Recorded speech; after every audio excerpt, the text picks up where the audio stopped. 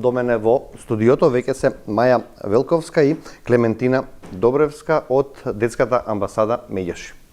Јас ви благодарам што ја прифативте мојата покана и сте дел од оваа емисија да зборуваме за оваа тема децата и дигиталниот свет. Пред една недела имавте убава конференција каде што се истакна многу информации, можев да присуствувам, да прочитам потоа и заклучоци. Сакам да почнеме со заклучокот што го спомнав. Ајде да ви дадам први уводни зборови, после ќе почнеме со разговорот. Првенствено ви благодарам за поканата. Навистина е важна тема за која што треба да се дискутира и на некој начин да ја кренеме и свесноста за ваквиот тип на теми, затоа што можеби се веќе се уште табу тема, така да ви благодариме за поканата. Маја? Да, и од мене благодарам за поканата. Драго ми е што постојат медиуми кои што отворено зборуваат за овие теми кои што се стварно важни и ги засегаат децата и младите. Да. Видите, си опуштени можеме и на ти, ова е, како што реков, чувствителна тема. Така. Сакам да убави информации да имаме и гледачите ќе бараат доста внимание во оваа тема. Децата и младите многу време поминуваат во дигиталниот свет, неопходно е да се зголеми свеста и да бидат безбедни. Ова, како што реков, е главниот заклучок од вашата трибина. Моето прво прашање е во кој дел децата и младите не се безбедни во сајбер светот? Така, може да почнеме. Па искрено со самиот подем на технологијата, вештачката интелигенција и сите оние дигитални алатки кои што ги имаме на располагање за децата и младите, со сигурност можеме да кажеме дека не се безбедни. Како места кои што ги сметаме за најранливи, ние сметаме дека се социјалните мрежи, каде многу често имаме создавање на анонимни или лажни профили, преку кои се врши манипулација од страна на повозрасни лица врз самите деца и млади или пак некаков вид на злоупотреба. Исто така би потенцирале на гейминг платформите, односно платформите каде што имаме видео игри, тука е доста присутно онлайн насилството или па и говор на омраза, исто така апликации кои што се без родителска контрола и секако фишингот, односно намамување, кога им се праќаат линкови на децата, најчесто сумнителни, преку кои тие ги даваат своите лични податоци за жал. Злоупотреби има од домашни злоупотребувачи, од странство добиваат некакви покани или, не знам, фишинг што рековте, какви се податоците? Зависи од видот на случајот, би рекла. На Ало Бушовко линијата за деца и млади се соочуваме со најразлични видови на дојави и на случаи, така да би рекла дека постојат и од страна на дворешни, нели надвор од државата така измами, но меѓутоа имаме сајбер светот нели не познава граници. Апсолутно. И никој не е безбеден во делов на сајбер светот, ниту децата и младите, ниту пак ние возрастните. Така. И сега прашањето е како да се заштита децата. Па нема некое идеално решение, меѓутоа она што е важно... А да бидат на страна од дигиталниот свет не може да бидат. Апсолутно, како расте и целиот овој подам на дигиталниот свет, па и ние и возрастните, особено и децата и младите од најрана возраст се со телефони, со лаптопи и така натаму, така да нема некое идеално решение како да се заштитиме, но многу е важно да бидеме свесни во однос на тоа како ги користиме дигиталните алатки и како го користиме дигиталниот свет. Исто така меѓусекторската соработка е многу важна. Кога зборувам за меѓусекторска соработка, не мислам само на институциите, туку мислам и на невладините организации, на ние како заедница, луѓето, исто така и на училиштата и на родителите. Секој од нас има важна улога во таа, е важна алка во тој еден циклус, каде што можеме да помогнеме да создадеме еден безбеден свет и простор за децата. Кога ги едуцираме младите и ги информираме дека треба да се следат одредени правила и политики кои што ги имаат и самите интернет платформи, толку е нивната заштита по безболна, би рекла. Така да, еве, знаеме дека деца, еве, Инстаграм конкретно, 13 години, политиката има дека треба да си 13 годишна возраст, за да можеш да направиш Инстаграм профил. Знаеме голем број на деца кои што од 8-9 години веќе ги користат со лажно име. А при тоа секој упад во тој дигитален простор навистина може да биде кривично дело понатака. Така да тоа се навистина сериозни теми кои што без разлика дали станува збор за малолетници или за возрастни лица си сноси последици, како и на ментално здравје, така и нели одговорности понатаму. Да, јас тука би се надоврзала чисто да улогата, баш и тоа беше идејата и на трибината да се спомне колку тој мултисекторски пристап има поента дека сите заедно треба да действуваме и баш беше потенцирана и улогата на родителите, нивната одговорност. Тоа сакав да прашам, да бидат тука, значи навистина да и самите тие да се едуцираат за какви онлайн ризици постојат за да може тоа да го пренесат на нивните деца. Ние затоа и практикуваме толку едукации, кампањи кон наставниците, кон стручните служби, психолозите, децата поминуваат многу голем дел од денот во училиште, самите наставници треба да се спремни да препознаат кога нешто не е во ред со детето, па да иницираат разговор, па да ги охрабрат да пријават. И самите наставници знаат кои се тие служби каде што може да се пријави. Секако во овој мултисекторски пристап никако не се исклучуваат и државните институции. За жал, мислам, за среќа имавме храбри деца на самата трибина и млади кои што беа искрени, проговорија со какви проблеми се соочиле или тие самите или нивни блиски во дигиталниот простор и за жал тоа што го кажа е дека немаат доверба воопшто во системот, ниту дека се охрабрени да се јават, ниту пак дека очекуваат ако го кажат својот проблем дека истиот ќе биде решен од институциите, што е поразително. Како превенција, доколку се забрани од страна на родителите, доколку се ограничи просторот и времето, ќе даде ли резултат?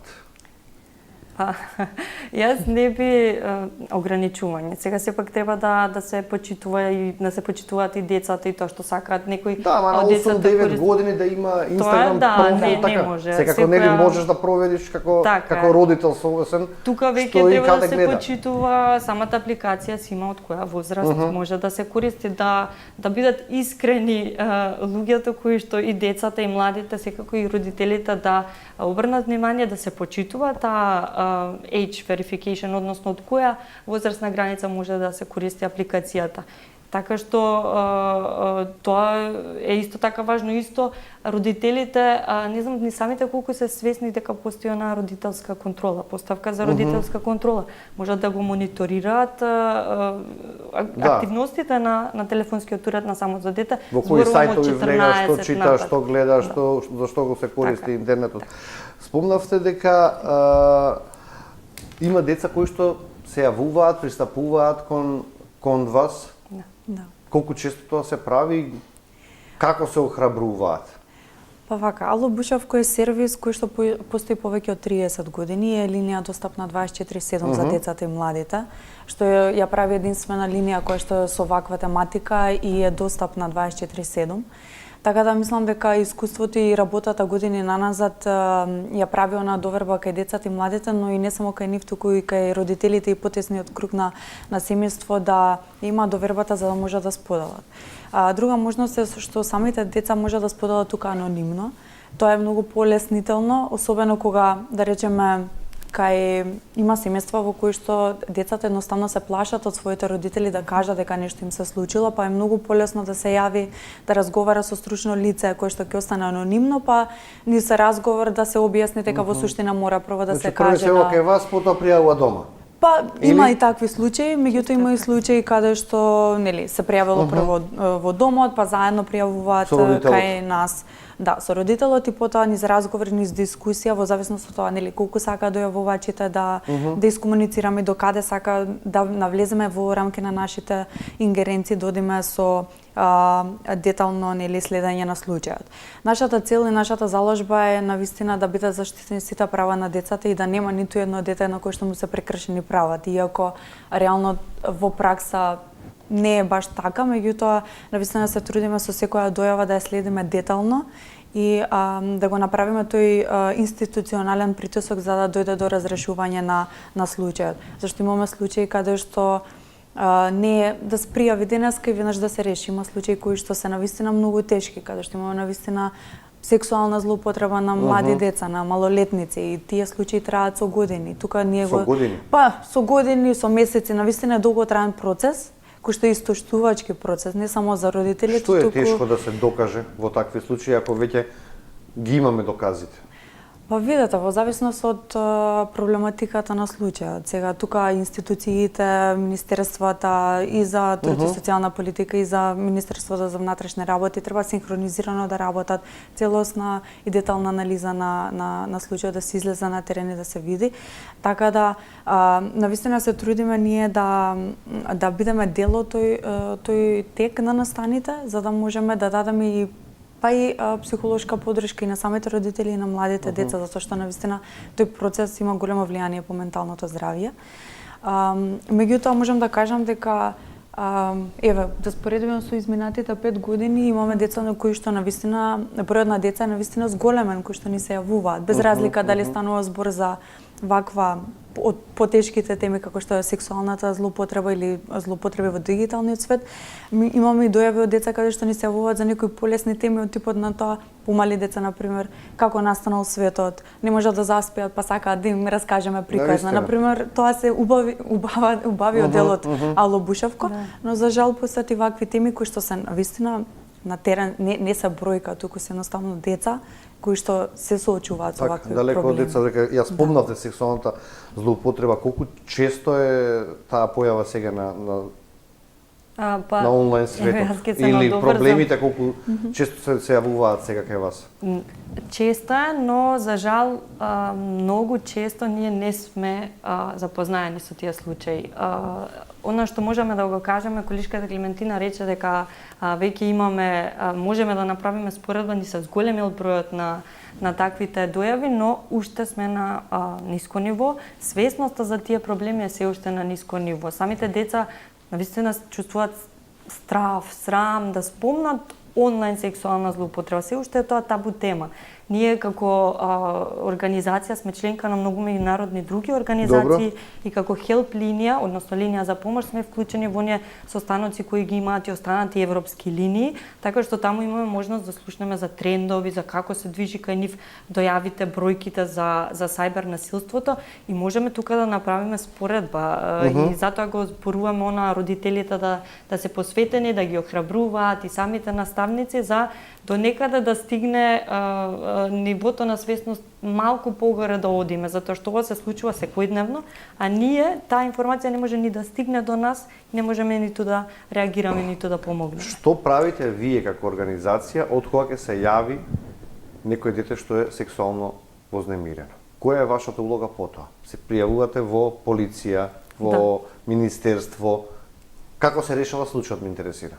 Во зависност од, ако зборуваме за тој случај, тогаш ги вклучуваме надлежните институции, секако некои институции бараат и директно жртвата кој е дете со родител да пријави во полиција. Од изминатите години имаме и да речам добра соработка и со сајбер криминал, односно одделот за сајбер криминал при Министерството за внатрешни работи и со нив се работат заедно и со полицијата, се работат овие случаи и секако ние согласно нашите ингеренции правиме тоа што можеме, реагираме, притискаме таму каде што е потребно, но сепак надлежноста останува на институциите. И кога ќе им кажете на оштетената страна во случајот на децата и родителите дека треба тоа да се пријави во полиција кај надлежните, има секогаш соработка? Па видете, особено за вакви теми од сексуална злоупотреба е навистина малку потежок процесот. Во однос на тоа затоа што се уште имаме таа стигматизација и многу од родителите сосема разбирливо е на некој начин се срамат и самите деца постои одредени чувства на срам, на тага, на вина дека зошто баш моето дете или зошто баш јас сум жртва на тој магичен круг. Процесот е малку да речем за разлика од некои полесни теми. Нема полесни проблеми или теми, меѓутоа најтешкиот облик. Меѓутоа е навистина најтешкиот облик повеќе е подолготраен процесот, меѓутоа навистина нашите оператори кои што се психолози и психотерапевти се трудат да изградат доверба, да им го објасниме целиот процес, да ги објасниме нашите ингеренции и да им кажеме дека не се сами во целиот тој процес. Едно е кога зборуваат по телефон, друго е кога треба да ви тропнат на врата и да се соочат и со вас и со институциите, па на крајот и со засторникот. Апсолутно. Јас би додала само во овој момент дека ние во рамки изминативе 2 години баш имавме ваков проект на кој што работиме за усогласување на законската легислатива наша со европските стандарди. Добро. Имавме работилници со деца и млади баш на оваа тема, чисто да го слушнеме нивното мислење и размислување, да видиме тие дали се соочуваат со вакви теми, дали се запознаени така натаму. За жал, кај дел од родителите не бевме одбиени, односно не добивме согласност на нивните деца да учествуваат во вакви работилници, затоа што иако им беше објаснето дека ќе се разговара сосема за најопшти теми, нема да се навлегува во било што, сепак не дадоа согласност за нивните деца да учествуваат во вакви активности, што на некој начин не доведува да размислуваме дека навистина ваквата тема е можеби се уште стигматизирана или табу тема. Но за жал светот навистина е толку брз, дигиталниот простор е толку брз, мораме да се навикнуваме и да дискутираме за вакви теми доколку сакаме на некој начин да имаме поголема превенција за да не мора потоа нели од кога ќе се случат нештата да реагираме. Колку е потребно нешто вакво во образованието да се како превентивна мерка? Сте разговарале, сте давале мислења, идеи, иницијативи? Да, јас ќе искористам можноста кога веќе сме на тоа поле што правиме ние за подобрување на дигиталната безбедност кај децата и младите, имаме проект исто така МК SafeNet, тој го имплементираме заедно со Министерството за дигитална трансформација и всушност тој ќе се воспостави еден национален центар за побезбеден интернет. Во самата структура и нашата хелп линија, односно линија за помош, и тука може да се јавуваат децата за сите облици на дигитално насилство. Да се надоврзам на вашето, да, во склоп на самиот проект и понатаму ние и организацијски се трудиме да имаме едукации, работилници со наставници и да влезат овие теми што повеќе во образованието. Што повеќе знаат децата опасностите и ризиците.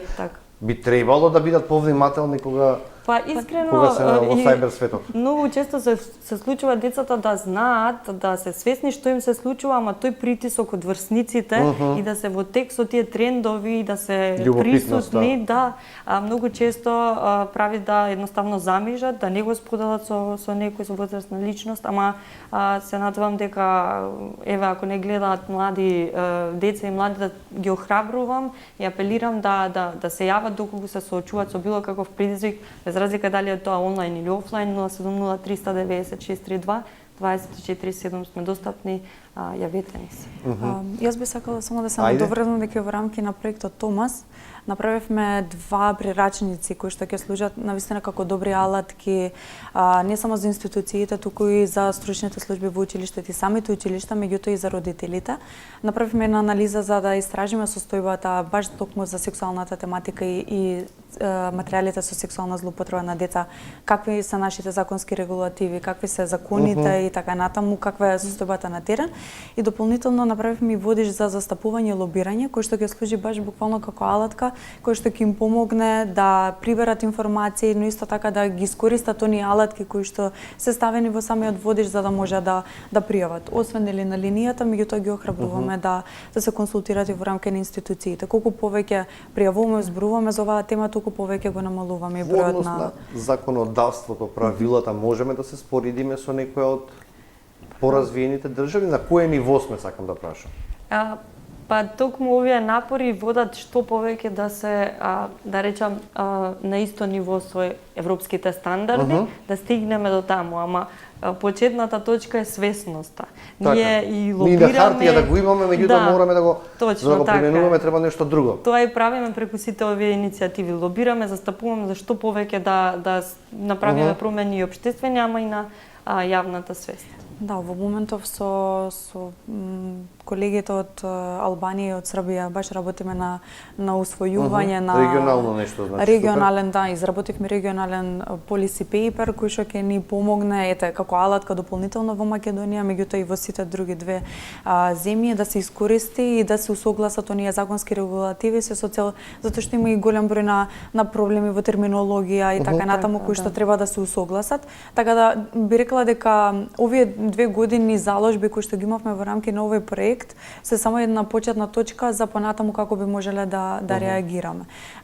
Со хармонизирањето на европскиот број исто така е еден значителен чекор кој што го направивме во овој период, така што ние успеавме да го хармонизираме европскиот број 116111, каде што ќе биде бесплатен за сите дојавувачи, ќе можат ни самите деца и млади полесно да го запомнат бројот.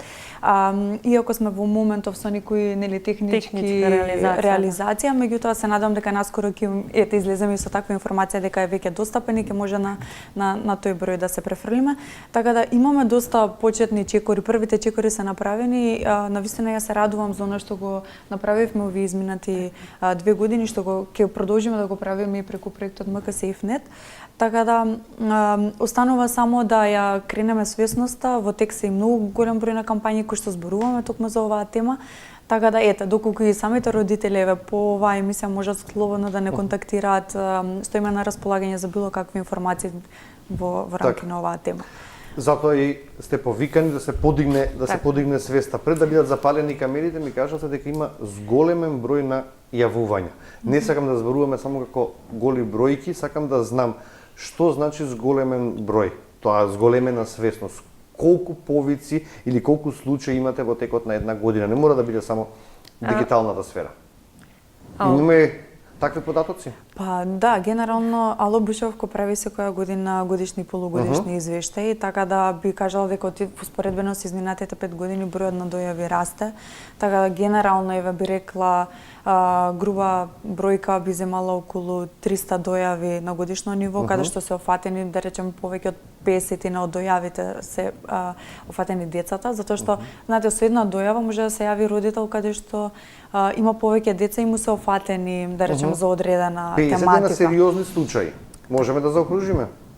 Па јас би рекла и повеќе. Повеќе од 300 би рекла 150 дека е некоја груба бројка во која што се баш онака. Да, кога сме веќе кај случаите, сега да сме со фокус на дигиталното насилство, но она што е тренд во изминатата година 2024 па и ова е дека гледаме дека и 2023 и 2023 тогаш почна всушност трендот.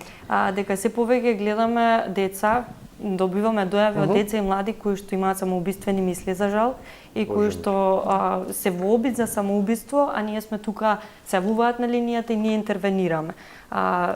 Само од 2025 од почетокот имаме 20 дојави такви на возраст од 17-19 години најчесто, така што ја користам исто приликава да се крени и свесноста за тој проблем, дека ни треба стварно јасен протокол, координиран како ќе изреагираме во таа дадена ситуација. Навистина среќа што сме ние тука сите тимски да изреагираме во тој даден момент, полиција, брза помош и сите надлежни институции кога треба да интервенираме за да спасиме еден детски живот, што за среќа имаме такви многу успешни приказни. Како причини што наведуваат? Па од љубовни проблеми до сериозни проблеми, дали во дисфункционалност во семејство, значи различно, не можеме да генерализираме, меѓутоа се зависи од случај до случај. Менталното здравје би рекла, да, ни требаат сервиси кои што се достапни, како што е нашиот сервис Ало Бушевко, достапни психолози 24/7, ни требаат повеќе, самата држава треба да инвестира многу повеќе во такви сервиси кои што се бесплатни и достапни за децата во било кој момент. И кога ќе пријавите вие во ваков случај во државните институции, имаме брза реакција или? Конкретно за случаите со самоубиство, бидејќи доколку се јавен или на еден од операторите, операторот е на линија со дојавувачот, во меѓувреме пишуваме во група и целиот тим се интервентниот тим, полицијата се активни. Меѓутоа и нашиот цел тим на оператори и така натаму реагираме веднаш кој звони на полиција, кој звони во интервентниот тим, се со цел нели за да може да се спаси детскиот живот. И досега во овие успешни приказни кои што сме ги имале, навистина имало брза реакција од страна на институциите и навистина тоа ми е многу драго, затоа што не знам како би се чувствувале сите доколку од другата страна заврши повик. Да. Но сепак треба да се работи на тоа, да се има еден јасен протокол по кој се постапува. Тоа е еден дел кој што недостасува можеби. Програми посебни каде што вие ги насочувате луѓето, децата? Како мислите програми? Дали медијачи како институција, дали може да ви се обратат за програми на некој вид на рехабилитација? Не, ние располагаме со линијата која што имаме како сервис и тука и потоа ги препраќате на согласно. Да, јас би рекла прва психолошка поддршка ја даваме, меѓутоа подетално работење и како во вид на советувалиште или психотерапија немаме во овој момент. Меѓутоа, пак би кажала дека во такви некои акутни состојби е многу важно од другата страна да знаете дека има човек кој што е тука да ве сослуша, да ве разбере, да ве поддржи, да знаете дека не сте сам, затоа што навистина дури од тема како настанал светот може на некој дете да му биде навистина тешко да го разбере, а не пак кога зборуваме за некои потешки теми од типот на сексуална злоупотреба. Така што меѓутоа секако во рамки на самите проекти имаме различни програми во кои што гледаме и самите родители и наставници и стружни служби да ги офатиме цел тој круг на нели триаголник што би рекла од родители, стружна служба и деца, за да во рамки на нашите програми да бидат офатени на некој начин да лобираме и застапуваме и за превенција и за едукација. Така, позади медијаши стојат 33 години постоење, тоа е навистина за почит, после 3 декади. Вие сте неколку години во медијаши, меѓутоа знаете како се развивала институција. Јас имам како новинар соработка повеќе од 15 години со медијаши. Дали може да се констатира дека се почитуваат правата на децата? Слободно може да кажете дека не, никој нема да ви земе за зло. Па да, 33 Ако се почитуваат, сакаме да бидеме реални. Да, реално се загарантирани правата со закон, но колку се имплементираат тоа реков, на хартија сигурно ги има. Тоа е уште предизвик и нешто на кое сите треба заеднички да работиме. Се уште останува како најголем предизвик оние деца во социјално тешки услови, каде правото на дом, право на здравствена заштита, па и образование е нарушено. За среќа имаме, се надевам дека функционира се уште домот за деца од улица, дневниот центар, се извинувам, да, кој што ги згрижува таквите деца и работи на нивните вештини, учи со нив и навистина многу голем дел од децата беа всушност на некој начин спасени од улица и нивните права беа всушност заштитени на тој начин преку дневниот центар, ама да, се уште е предизвик на некој начин. Се уште се предизвици во зависност и од која поле или тематика гледаме. Децата на улица се уште не е горлив проблемот и се уште гледаме деца на улица кои што питаат, а реално првото право е правото на топол дом и детето да има право нели на соодветни услови за живот. Образование и така натаму, храна, облека, сето тоа. Еве сега кога зборувам ми се ежи кожата затоа што навистина е тешка тема за која што дискутираме и постојано гледаме. Ние направивме и национална стратегија во рамки на еден проект со град Скопје, каде што баш беа офатени децата на улица, меѓутоа таа стратегија не заживеа. Среќа што го имаме дневниот центар во Шуто, Ризари, па таму можеме и соработуваме со нив и навистина луѓето кои што работат таму навистина посветуваат време и енергија да им на некој начин ги едуцираат и родителите, меѓутоа да им ја покажат побавата слика од животот на децата, надевајќи се дека доколку им кажеме на децата дека еве имаш право да јадеш, да учиш, да се образуваш, утре да станеш било што, нели, да не бидеш на улица, да те отргнеме од улица. Едно дете такво да отргнеме навистина успех за нас. Да. Меѓутоа се уште имаме и деца, ете и од децата со попречености така натаму кои што и на нивните права исто така се загрозени. Меѓутоа, како што каже колешката Маја, ги имаме на лист хартија колку можеме да ги имплементираме во пракса и затоа и ние се залагаме заштита на детските права. Знаат често родителите да кажат во рамки на работилниците, вие ги учите децата само на права. Да, меѓутоа ги учиме и на нивните одговорности. Не е дека и одговорности, секако. Така што навистина се трудиме целата слика во однос на заштита на детските права и одговорности во врските да им ги доловиме на самите деца да се знаат дека да, јас имам право да одам на училиште, меѓутоа треба да напишам и домашна задача и така натаму. Колку меѓаш е вклучен во изработката на законски решенија, правилници низ овие години? Се бара мислење од вас? Да, и како стручна фела?